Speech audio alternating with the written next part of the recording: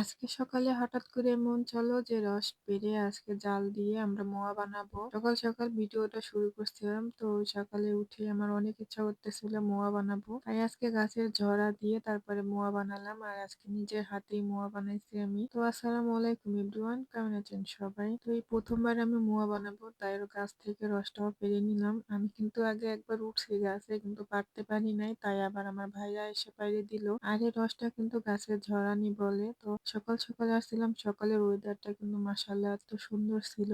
কুয়াশা পড়া সকাল, ঠান্ডা ঠান্ডা, অনেক বেশি ভালো লাগতেছিল। আর তো গাছের ফাঁক দিয়ে সূর্যটা উঁকি মারতেছিল, আমার কাছে তো অনেক বেশি ভালো লাগতেছিল সকালটা। আর তো জিম ঘুম থেকে উঠে গেছে, সকাল সকালে ওকে সোয়েটার পরাই দিছে। এখন এদিকে কিন্তু আমার মা শাক বাছতেছে সকালে রান্না করার জন্য। তো এদিকে দুই ভাইও খেলা করা শুরু করে দিচ্ছে, তারা একসাথে হলে অনেক মজা করে খেলা করে। তো সকাল সকাল তাদের অবস্থা দেখেন, বালি নিয়ে হাঁটাচ্ছে, এত সুন্দর করে সাজায় গোছায় রাখে। আর তারাও যে ময়লা হাতায় সবসময়, এত বললেও শুনে না, শুধু বালি মাটি এগুলাই ধরে গ্রামের বাড়িতে এসে। আর গ্রামের বাড়িতে এসে কিন্তু আমরা অনেক সকালে ঘুম থেকে উঠি, এখন আর দেরি হয় না, খুব ভোরে ঘুম থেকে উঠে যাই। তো ঘুম থেকে উঠে এরকম কাজ করা শুরু করে দেয়, আর আমাকে ওদেরকে চই দিতে হয়, কাপড় চোপড় সবই নষ্ট করে ফেলাই। তো এইদিকে আবার অনেক বোঝাই শোনা এই পাশে আনছি, যে এটা দোলনা বানাইছিল আমার মা, সেই দোলনার উপরে বসাই দিলাম। তো মাশাল্লাহ দোলনায় বসে বসে দুলতেছিল একা একাই। মাশাল্লাহ আমার ছেলেটা অনেক বেশি খুশি ছিল এখন। আর দুই ভাই যেহেতু একসাথে থাকলে মারামারি করে, একজন আরেকজনকে বসতে দেয় না, তাই যখন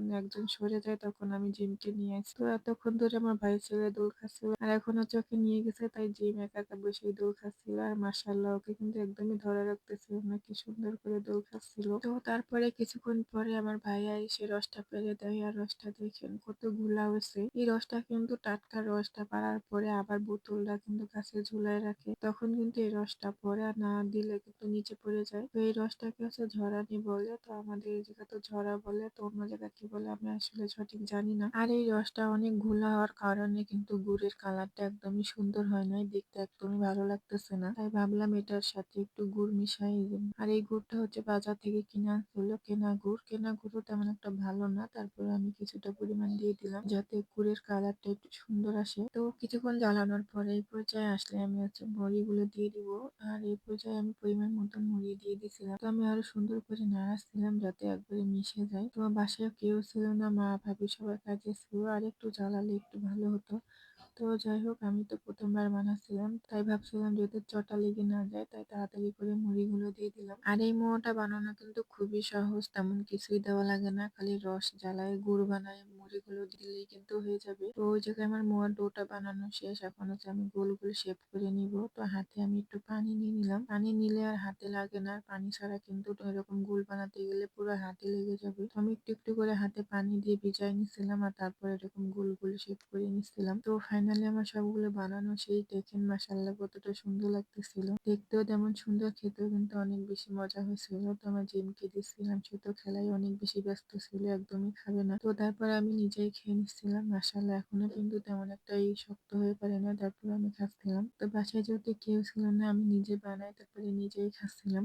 আর আমি তো বসে বসে খাচ্ছিলাম, আর আমার জিমকে দেখতেছিলাম। আমার জিম কিন্তু বাইরে খেলা করতেছিল, আর আমাদের উঠোনের সাথেই কিন্তু বড় পুকুর আছে, তাই অনেক বেশি ভয় লাগে কখন কোথায় দৌড় মারে। আবার রাস্তাও আছে, তো রাস্তা দিয়েও কিন্তু অনেক গাড়ি চলাচল করে, তাই অনেক বেশি ভয় লাগে। তো সবসময় ওদের পিছনে থাকতে হয়। আমার মা কিন্তু চারপাশ দিয়ে জাল দিয়ে রাখছে, ওরা আসতে পারে না। তারপরে দেখেন জালের উপর থেকে এসে দুই ভাই এরা খেলা করে, পুকুরে নিয়ে যে যেটা সেটা ফালাই। তো ওদের পিছে দৌড়াতে দৌড়াতে আমার দিনগুলো পার হয়ে যায়। আর এখানে দেখেন ছোট্ট একটা ফুল গাছ হয়েছে, আমি ভাবতাম এই জায়গায় মানে শুধু কেটি ফুল আছে, হাত তো পরে এসে দেখলাম এই জায়গাটা থোপা ফুলও আছে। আর তো জিম একটা টান দিয়ে ছিঁড়ে ফেলাইছে দেখাতে যে। তো যাই হোক, ফুলগুলো কিন্তু দেখতে মাশাআল্লাহ অনেক বেশি সুন্দর লাগে। আর এই গাছগুলো কিন্তু থোপা ফুলের বীজ দিয়েই পরে ছড়াইছিল। তো কিন্তু এবার কেন কেটে হয়েছে আমি বুঝতেই পারলাম না। আগের বছর কিন্তু আমাদের বাড়িতে অনেক ফুল গাছ হয়েছিল, আর এই বছরও কিন্তু গেছে বছরে ফুল ছড়াইছিল, কিন্তু এরকম কেটে ফুলের যা কয়েকটা এরকম থোপা গান্দা হয়েছে। তো যাই হোক, দুই ভাইকে নিয়ে আমি বাসার দিকে চলে আসলাম। আর এখানে দেখেন আমার ভাবি কিন্তু কিছুদিন আগে একটা ভিডিও করছিলাম, হাঁস কিনছিল। তো সেই হাঁসগুলা কিন্তু একটু আগে অনেক বেশি ভালো ছিল, আর হঠাৎ করে হাঁসগুলো কি হয়েছে, দুইটা ছটফট করতে করতে মারা গেছে। একটা কিন্তু এখনো মরে নাই, আর একটা একবারে মারা গেছে। যাই হোক, এদিকে আমার জিমও চলে আসে হাঁস ধরতে, আর জিমের অবস্থা দেখে গ্রামের বাড়িতে আসলে সকাল থেকে বিকাল পর্যন্ত শুধু মাটিই ধরে। কোনোভাবেতেই ঘরে আটকায় রাখা যায় না। কিভাবে মাটি ধরে পুরা শরীর ময়লা করে রাখে। তো যাই হোক, সবাই ভালো থাকবেন। আর আজকে ছোট্ট ভিডিওটা এখানেই শেষ করছি। আল্লাহ হাফেজ।